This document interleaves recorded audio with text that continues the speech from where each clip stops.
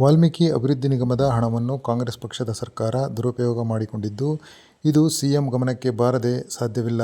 ಆದ್ದರಿಂದ ಸಿಎಂ ಸಿದ್ದರಾಮಯ್ಯ ಸೇರಿದಂತೆ ಹಗರಣದಲ್ಲಿ ಕೇಳಿಬರುತ್ತಿರುವ ಸಚಿವರು ರಾಜೀನಾಮೆ ನೀಡುವಂತೆ ಒತ್ತಾಯಿಸಿ ಚಿತ್ರದುರ್ಗದ ಡಿಸಿ ಕಚೇರಿ ಎದುರು ಪ್ರತಿಭಟನೆ ನಡೆಸಿದರು. ನಗರದ ಮದಕರಿ ವೃತ್ತದಿಂದ ಹೊರಟ ಬಿಜೆಪಿ ಪ್ರತಿಭಟನಾ ಮೆರವಣಿಗೆ ಡಿಸಿ ಕಚೇರಿ ವೃತ್ತವನ್ನು ತಲುಪಿತು. ಅಲ್ಲಿಂದ ಬಿಜೆಪಿ ರಾಜ್ಯಾಧ್ಯಕ್ಷ ಬಿ.ವೈ. ವಿಜಯೇಂದ್ರ ಅವರ ನೇತೃತ್ವದಲ್ಲಿ ಹಾಲಿ ಮತ್ತು ಮಾಜಿ ಶಾಸಕರುಗಳು ಜಿಲ್ಲಾಧಿಕಾರಿ ಕಚೇರಿಗೆ ಕಡೆಗೆ ನುಗ್ಗಲು ಮತ್ತು ಮುತ್ತಿಗೆ ಹಾಕಲು ಪ್ರಯತ್ನಿಸಿದರು. ಇದರ ನಡುವೆ ಕೆಲವರು ಬ್ಯಾರಿಕೇಡ್ ಹತ್ತಿ ನಿಂತರು. ವಿಜಯೇಂದ್ರ ಕೂಡ ಬ್ಯಾರಿಕೇಡ್ ಹತ್ತಿ ನಿಂತರು.